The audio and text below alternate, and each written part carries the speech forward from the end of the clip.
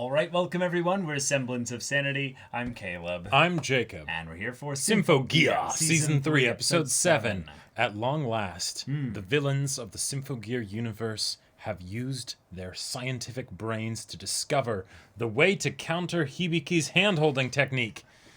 Yes! You can't hold their hand if they don't have a body. Mm-hmm. There you go. Just die. You know, yeah, exactly. Just die, but make sure you disintegrate the body, because she could theoretically hold the hand of the corpse, and then, like, you get brought back to life with the power of friendship and love. That's true. I would say that that's less likely. Less likely, but only slightly, you know. So true. Best to not, like, you know, take any risks, right? Account for every precaution. And really, the most important thing about hand holding is the warmth that's transferred in the holding of That's hands. right, yes. So, in a lot of ways, if there's no warmth and no fingers interlocking. Yes, yes, but the created beings here, they the auto scorers, they don't necessarily have any warmth. So That's true. what would be the result of that hand holding? Yeah. For now, though, Maybe light them on fire first. Yeah, we've got enhanced Symphogear. We've got some stuff that's being set up for potentially a way in which they already were doing everything according to the plan right now. Exactly. And yeah. Carol doesn't need to be in that form necessarily, or something before she gets what she wants. Because I mean, her father's dead. Like, she doesn't even really remember him. Yeah. And then she also is dead. Well, that's because of what she did at that fight. Before she died. Yeah. Won, yeah. Yep. So, let's see where this goes. But y'all, without further ado, let's get into it. All right, everyone, now be sure to go check out the reaction portion of the video in the description below, then come back here for the discussion.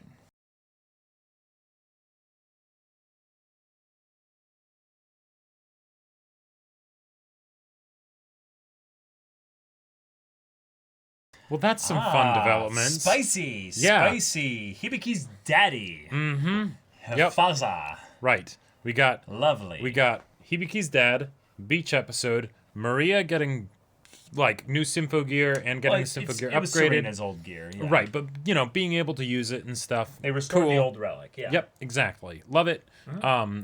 It's something where the more that the previous antagonists that have now been Nakama'd get the chance to be full members of the group in a combat capacity. Right. That makes me very excited. Because, of course, they'll be in the story, but, you know, I also want to see them be able to have all the new moves and songs and, you know, fights and everything.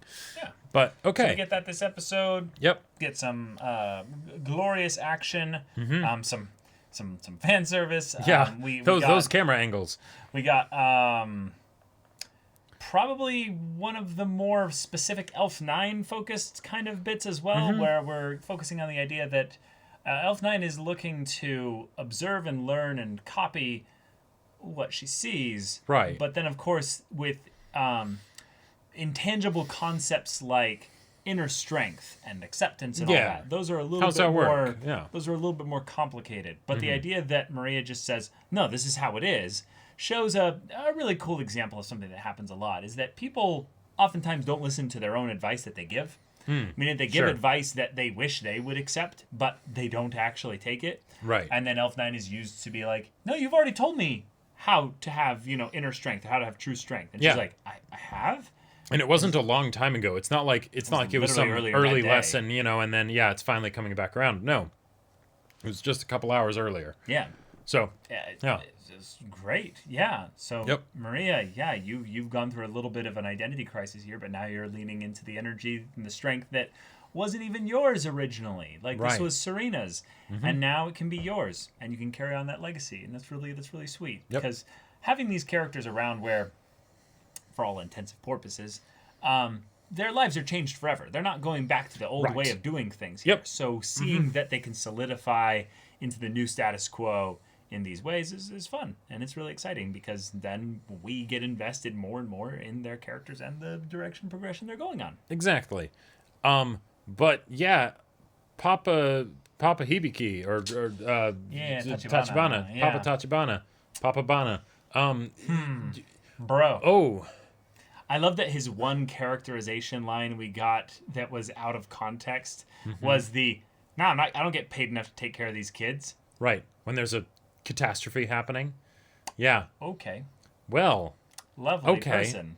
Miku, way to go.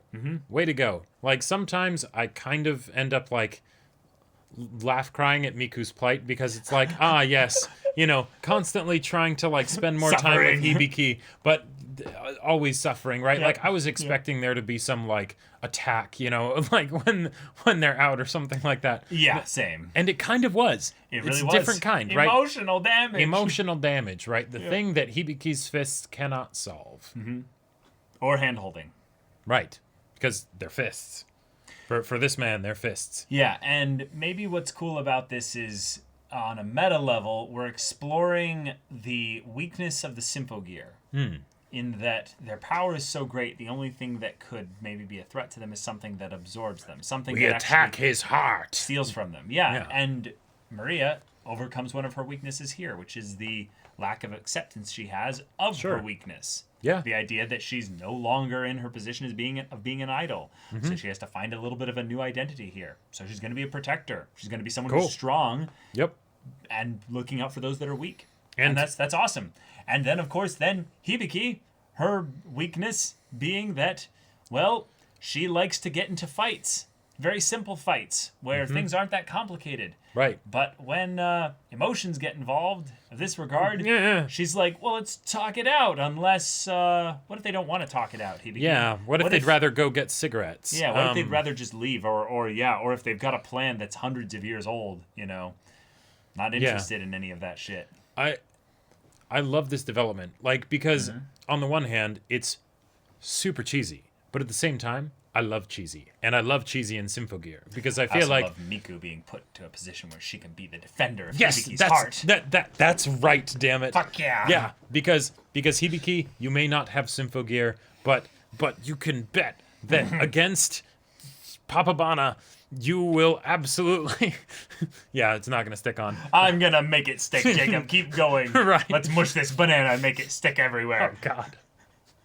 Because every time we touch. Anyways, that you will, she will, oh God, she will absolutely slap the shit out of Hibiki's dad if that's what he needs. With words, yeah, with my prayers. And I can't wait to see that because if Hibiki is in a situation where hand-holding and punching things doesn't work, well, damn it, she does plenty of fighting as is. She deserves to be able to take a break. And run. That's okay. And run. That's fine. It's okay to not be strong enough to solve everything. One of the things that's, like, anime specifically has a hard-on with a lot of its characters is basically saying, I need to become stronger. Right. And it's like, you're taking a math test. Right. Well, and that's why I loved Maria's thing of, I'm weak. That's okay. Right. There is strength and weakness in accepting that, right? That, I love that the auto score is like, well, of course you'd say some anime bullshit. That doesn't make any sense. Weakness is strength. They're like, can you at least try to make sense? And just because you're correct doesn't mean you're right. Yes. Yeah. A beach episode is where people go to the beach, We'll drill our way through your logical consistencies. Right. And then they bring up the logical inconsistencies, seemingly, in what the auto scores have been doing of like, have you ever wondered why, like, they constantly attack us, but they don't, like, they just sort of leave and we don't know what their purpose was? It's like, that is strange, It's very strange. Like, that's almost on the level of, have you ever wondered why as you defeat your enemies, you get stronger? Right. Yeah. And apparently the way that the auto scores are winning or are getting ahead of each other and being first is in the circumstances, possibly, or in the act of actually being defeated in combat. Right, which would then tie into Carol's whole situation, because that felt odd. But then, what is the thing that's going to be done? Like, because it almost looked like, whether it was because of the fact that she was defeated by someone in an advanced Symphogear, right? Or just in Symphogear. Or just in Symphogear, or just the fact that she died, there was that chemical makeup, all that stuff, right? Yeah. And that makes me think that, like, each of them is the piece to a puzzle that they're trying to build, or something like that. A spell, some kind of spell. That was basically put into effect once Carol died, and that's why the things dropped down. Yeah. Or something. Because there's a part of me that's still waiting for the Elf 9 betrayal. And now... And it might not even be her choice. It might not even be her choice. Yeah. Because it could be the thing of, she's a deep cover agent. I think this episode sort of threw that out of the park, right? I agree, yep. It could be something where she's like a sleeper agent, where it's like all of a sudden the thing triggers and it's like, and she awakens. She awakens, right? She was the real one the whole time or whatever, and right. Carol was the fake. And I think also this episode kind of removed that a little bit because of the fact that she was targeting Maria and didn't make any like notice at all of Elf9. So what it could be, which is kind of a version of sleeper agent, but is more of the thing that she's a vessel for whatever gets created from this new spell. And then it can be something where, oh, Elf9, we got to know her, and like, oh, she's cute and all that stuff. We need to then save her. That could be a lot of fun. But 2, she could kind of betray them without intentionally betraying them because, oh, they steal her data. She does all this work on stuff that is things that they need to have, right? And then, okay, there we go, right? Yep. You ran away, but you didn't actually get away. Right, you're still dancing on our strings. Right, and then on the mystery side of things, we have this photosphere, which is something that was plugged into the frontier, which means that on some level there's either an alternate Earth or something like that. Right, because it looks like Earth. It has like you can see Africa and stuff, Europe and all that. And yet for some reason they're looking at it and they're like, what's this? I can't tell. Yeah. Right. So I can't tell what this is, but I can tell that something invisible just ran through the hallway. Hey, they're trained in super high levels of perception, but not investigation. Exactly. Yeah. It happens. It happens. Man. Yeah. He's also clearly not human with his supernatural abilities and what have you. So. Yep. That's fair. Or maybe he is just human. Him and Gendro, like we. Men are obviously superior in Symphogear. That's just what Symphogear has been bringing up. Sorry, I forgot about the simple explanation of that. Right. I thought it was going to be something where it's like, all of a sudden in season like 4 or 5, it's going to be like, no, didn't you ever wonder why we could do all this stuff? It's actually because we're aliens or auto-scorers or, or some crazy bullshit, right? And it'd be like, oh, of course. Why did we never think about that? No one just has eyebrows that look like that. You can't just get like that from watching movies and, Or maybe you can. Maybe you can. Maybe you can. Maybe the whole thing of the Lulu Amel being, able to speak with the words of truth is that he's just been basking in the power that will be the final upgrade for our girls at the very end of the series when they start speaking their truth, and it's just like, I therefore believe this, and I am, so therefore I am. No, it was that Genjiro banged Fine enough that he just like got some of her powers, basically. Sure. But we do have an example of a dude that is now in this story that is like the epitome of just despicable, basically, because his defining characteristic when we didn't even think he was a character was, nah, fuck them kids. Fuck them kids. Okay. Right. Yep. I love that we got to see him in the episode before he showed up again. And we knew that he was Hibiki's dad. That was great. My daughter played with you. I couldn't believe how like slow and smooth brained I was in that moment. I'm like, huh? I'm like, wait, why did Miku have another friend? right. I'm like, who would Miku have played with? I'm like the level of like lack of any wrinkles on my brain. I was just like, what is happening here? No, but this is the classic moment where the asshole dad shows up for your crush, and then you have to like help them process through it. Yep, and realize, yes. Yeah. Yep. Shitty father. Right. What a surprise, right? And she's like, yeah. So, you want me to kill him? No. Miku's like, are you sure? Already has the X-Acto knife. Yeah, I know exactly what you meant. Yeah. Okay. Let's find out what the auto scores. What will be different about each of their specific banners that are getting the little things inlaid on them. And what happens if like, is it something that's automatic where like all of them will need to die one by one to then create like some supervillain or something? Or will there need to be one that like survives and that's why they all want to be first, and then they have to be the one that like assembles it all or some shit? You know what it might be? The Diverg Die-In, the box thing that had an ancient 3-key code in it. What if one of the auto scorers is going to get selected out and only 3 of them need to provide the key? Damn. And then that'll unlock it. But the real question is, did they get all the training that they needed from going to the beach?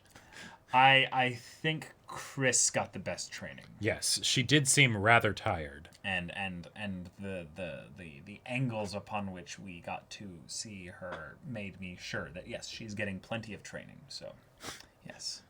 Like, I'm not sure why I was surprised, given that Symphogear does plenty of camera angles and and all that stuff anyways. Yeah, it's the beach episode, right? Right. Which is it's like transformation sequences give Kill a run for their money. No, yeah, exactly. Yeah, right. So, and yet somehow I am surprised. Like when it happens, I'm like, oh, okay. All right. Yeah, I guess. All right. Yeah. Sure. All right. But, Like Tsubasa being like, we must train so that we become like steel, and I'm like, yes. Which particular parts of you are you talking about? Well, the camera is focused right there. My hair, obviously. Platinum steel. Yeah. Also, Tsubasa doing scissors like this was adorable. Funny. That is really cute. Yeah. Yes. That was funny. And that's just another showing that the ship for her and Chris is strong, because Very Chris strong. does guns for lighting fireworks. Mm-hmm. She does a gun for making scissors because guns are so cool.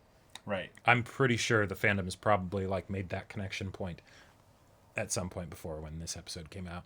She'd like to scissor her with her guns, I have no idea. Why would what you talking about? What are you talking about, I have no idea. But yeah, y'all, thank you so much for watching this episode's reaction and discussion. If you want to see the next episode's reaction and discussion right now, though, go check out the link in the description below for our Patreon. You can get an early access there. You can watch full-length timer reactions there, and all this comes with Discord access. You can chat with us in the community there about this show, about anime in general, and also be sure to check out our Twitch channel. We stream every weekday. The info's in the description. Yeah, so if any of that interests you, we'll see you there. But until then, we're Semblance of Sanity. I'm Caleb. I'm Jacob. And we'll see you all next time.